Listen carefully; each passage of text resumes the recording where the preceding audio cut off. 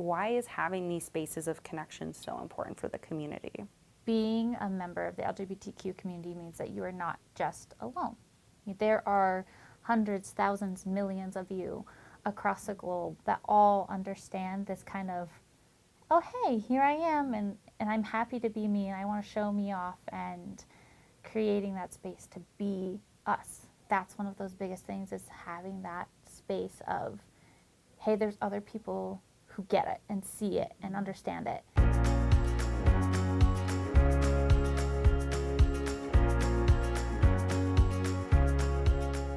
Hi, and welcome back to Reach for Wellness, a podcast by Community Reach Center that centers on the individual's mental health experience, and also we reflect on how to improve our own experiences as a community. I'm your host, Vanessa Alarcon, and I'm a manager here at Community Reach Center. Today I'm excited to have Allie Hale here. Allie is a therapist at the Thornton Outpatient Office, and we'll be talking about Pride Month and about the group that they run. Allie, welcome to the show. Why, hello. Okay, Allie, tell us, where are we right now? So this is my office. This is where I hold all of my therapy sessions, where I just love to vibe and hang out. It's a space that I've tried to create for inclusivity for everyone, but also just a place of calming and to really take a deep breath and hang out for a day. Yeah, absolutely. I love it. I mean, there's the tapestry, there's these, I was going to call them like pillows, but really, tell me about what you're holding right now. So this little guy, I very lovingly call him a knockoff Squishmallow, but I think he's so much softer, so much softer. So he is supposed to be a boba, which is actually one of my favorite drinks. I believe it starts in Vietnamese, but I could be completely wrong. And it has tapioca pearls, and it's a type of tea. You can get it with fruits, milk teas, taros, tons of stuffs. And so he's just a cute little guy. I love it. Okay, so you said knockoff Squishmallow, but softer than the like softer. typical Squishmallows. He's my favorite thing is to sit and just hold him. Yeah. He's very, very much, hugs are very important. And so just getting to hold and hug him can feel very decompressing. You know, I don't think I've ever like held a Squishmallow or a knockoff Squishmallow. You gotta give it a hug. You gotta give it a hug. Yeah, this is the moment. Let me see. I mean, feels very I mean, yeah, very soft. Yeah, it feels great. And it's like, it's perfect arm length. I think this is like a very important part of like, you don't want to like, no, not to diss on the poor sweet strawberry. Yeah, I'm like. But it's so, like, it's smaller, and so it's nicer to have the bigger. And I immediately feel the softness, right? I mean, again, not to dig on the strawberry, not but to dig like on the there's strawberry. not much here to hug. But yeah, like you have the squish. You can do hard, soft, whatever works for you. And it like smiles at you. Yeah, it's just it's friendly. We got his little straw. Like it's supposed to be his top, but it kind of looks like a hat, so it always brings me joy.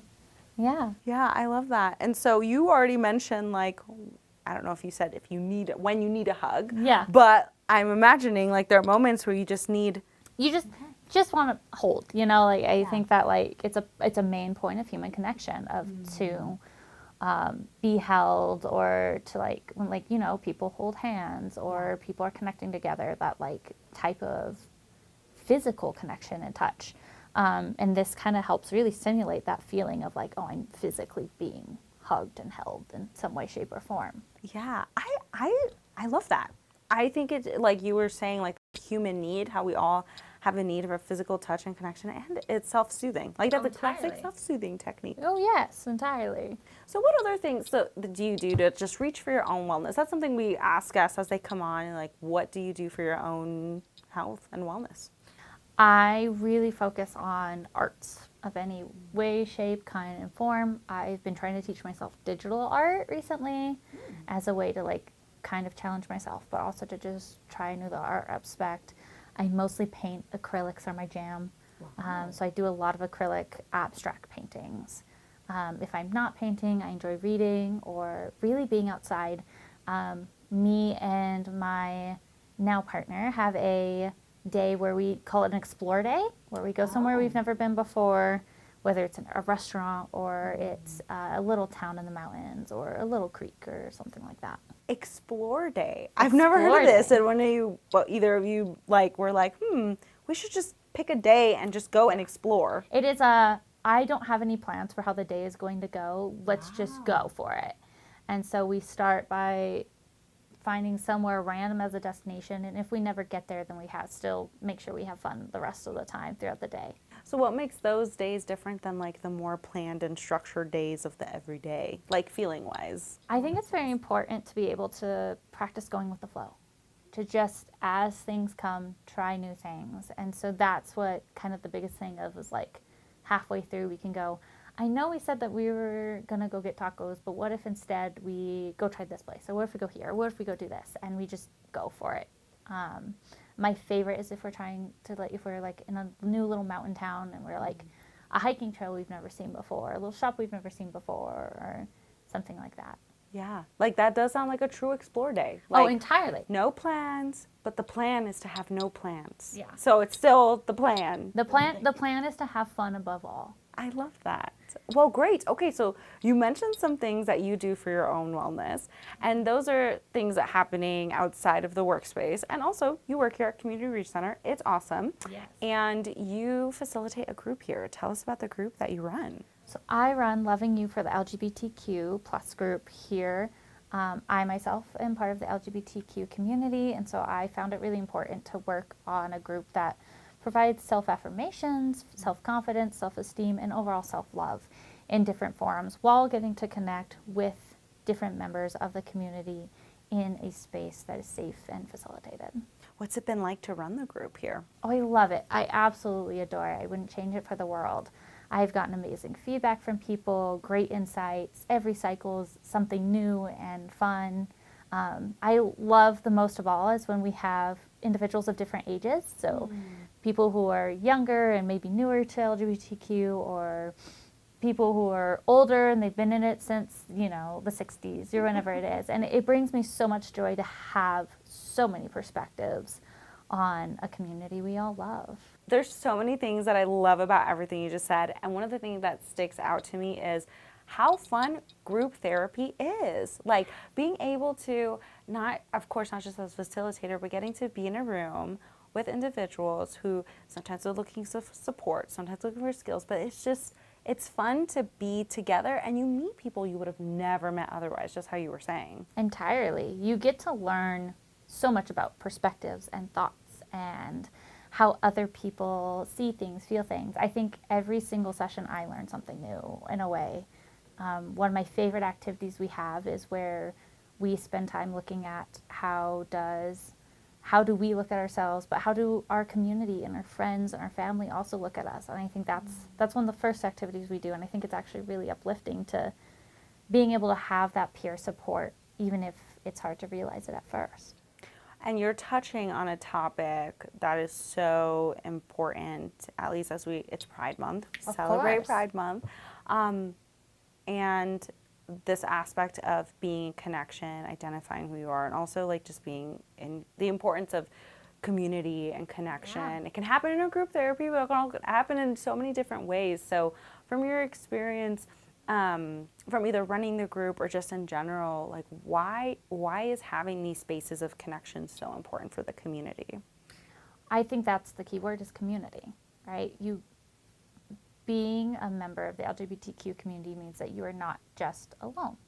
There are hundreds, thousands, millions of you across the globe that all understand this kind of, oh, hey, here I am, and I'm happy to be me, and I want to show me off, and creating that space to be us. And so I think that that's one of those biggest things, is having that space of, hey, there's other people who get it and see it and understand it, because at times it can feel really alienating to feel separate or different. And I think that a huge thing is you're not different in a negative sense. You are you, and you is beautiful. You is beautiful. That should be like a sticker that we have already from all the things that we have. Add it to the tapestry. Right Yeah, just like your acrylics. Yeah, Sharpie, you is beautiful. Yeah. So you mentioned alienation. Well, I guess isolation, just how there could be lots of different reasons why someone may feel that way, but can you just give us a couple examples of what would be some reasons someone from the LGBTQ plus community may feel alienated or different or other than? I think above all, it's the way society may speak about individuals at times who are LGBTQ. I think that culturistics too. Some cultures believe one way, some believe another, so they can feel alienated. If family members or peers aren't accepting, that's another form of alienation. Or in two, just not being able to find community.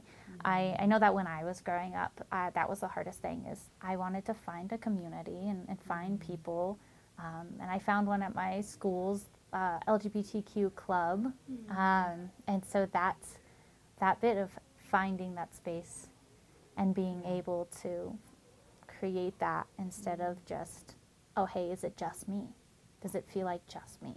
Yeah, yeah.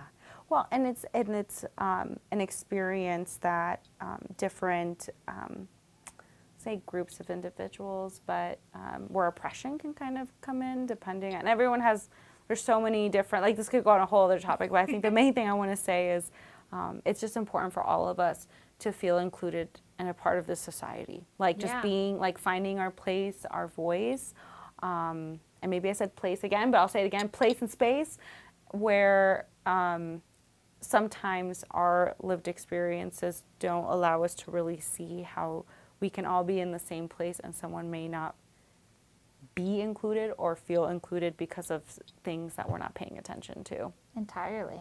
Yeah. I think that's the biggest thing, is making that space, because we all make society run in our own way, shape, or forms, and we have our own place and purpose. Yeah. So as we get to talking about wellness within Pride Month, and it should be any month is Wellness Month here at Reach for Wellness. We're always talking about wellness all throughout the years, and we are all throughout the year, but we also focus on different like lenses of individuals. And so what would be your guidance for someone in this month in particular, if someone is navigating, feeling that isolation within the community? I think get out there. There are so many nonprofits, community groups, I think drag shows. In general, there's so many events everywhere. If you're willing to help find them, I think definitely you can use your resources to help you find them, friends and family. There's online groups that you can join. There's in-person ones. My favorites are the Trevor Project, of course, and then the Center at Colfax, who is actually in charge of the Denver Pride Parade. And they do the Denver Pride Parade every year, and they run it. So they have amazing resources for allies, for LGBTQ individuals, for anyone that comes and stops by. So, Allie, I have a question for you. So what if I hear what you just said and I'm like, yeah, that sounds so cool to be connected, but it sounds terrifying as well. Like I'm scared or nervous or shy to join an online group or to go to an event. What would you tell that person? I would say that your biggest thing is yourself. And in that is LGBTQ is all about inclusivity. We love and welcome everyone who's evolved, and I know that many others will feel the same, to be able to say, hey, come and join us, be with us. This is the space for you. And yes, taking that step out there is very terrifying, to kind of open that closet door, for lack of better metaphor. Yeah. But being able to say, like, this is me and this is who I am, and taking those small steps. With it, bring a friend. Find somebody that you feel comfortable with, go with them. Or maybe it's a family member or a cousin or somebody else in your personal community that goes with you and is able to help support you in that time. Talk to me about the importance of allyship. You've mentioned it in your last few responses, and you also talked about the importance of creating an inclusive space. How can allies create an inclusive space? I want you to imagine a football team and then the cheerleaders on the side. The cheerleaders are just as important to every game. The hype up, the let's get in, let's go for it, let's say it. Allies are the people that are there, that are able to help advocate with you. They're there to help you take that step forward, to say we love you, we see you, and we support you. Allies are just as important to the community as anybody else is, because they are part of the foundation that really builds it. I love that metaphor. Wait, I hadn't even ever heard that one. Yeah. But it's such a great way to talk about showing up. I just thought of this. I had this visual of people just showing up and saying we literally see you, and not only do we see you, but we support you. We cheer for you. Yeah, it totally changes the dynamic, and is a really good. That was really good, Allie. Thank you. Any last words about Pride Month or something that you think would be really important for us to really focus on wellness in the month of June? I would say above all, focus on self-love. At the end of the day, you're the person that spends the most time with yourself. Yeah. And I think that it spreads to great lengths to be able to say that you do something for yourself, even if it's small. Have your own explore days. Do some self-care. Go to the Dollar Tree, get some face masks. Do what's going to make your heart happy. Mm-hmm. And do what feels right and authentic to you and your true self. How do you show love to yourself? I spend a lot of time with my pets at home. I have a farm, for lack of a better word, 2 cats, a guinea pig, and a rabbit. That's a lot of, I was going to say animals, but they're pets. Yeah, fluff balls, for lack of a better word. But in all, I give myself patience. I mean, on the days where I have really hard time, I grab the bunny. His name's Cornelius. I'm like, we did our best, and we had a good day, and this is all we need. One of my favorite things to remind myself is I am here now, and that's okay. Yeah. Well, and I just love that visual of you holding your rabbit or bunny. Rabbit, bunny, both fit, yeah. And then also how we started with you hugging your knuckles. If you can't tell, I like hugs. Yeah. So the hug piece and just goes back to things we've talked about in the show before, which is we all have the same needs. We all want to be loved and included, and we all are in our journey of wellness, and that journey of wellness looks different for everyone, but everyone is on the journey, even if you don't realize you're on a wellness journey. And as we serve our community here at CRC, if it's through a group, if it's through individual services, we want people to find wellness in whatever is happening. So thank you for being part of that here at CRC. Of course. Happy to every day be the authentic me. Thank you so much for tuning in to another episode of Reach for Wellness. We'd love to hear what you thought about this month's episode. If you're listening to us on your favorite podcast platform, or if you're watching us on YouTube, subscribe, like, and share this episode to someone that you think would really benefit from their learning about their wellness journey, because that's what we're here for. We want to help encourage wellness for everyone. Stay tuned for next month's episode, where we're going to be talking about National Minority Mental Health Month, and we will have another Thornton outpatient therapist joining us that month. And so I hope you tune in and check it out. Talk to you next time.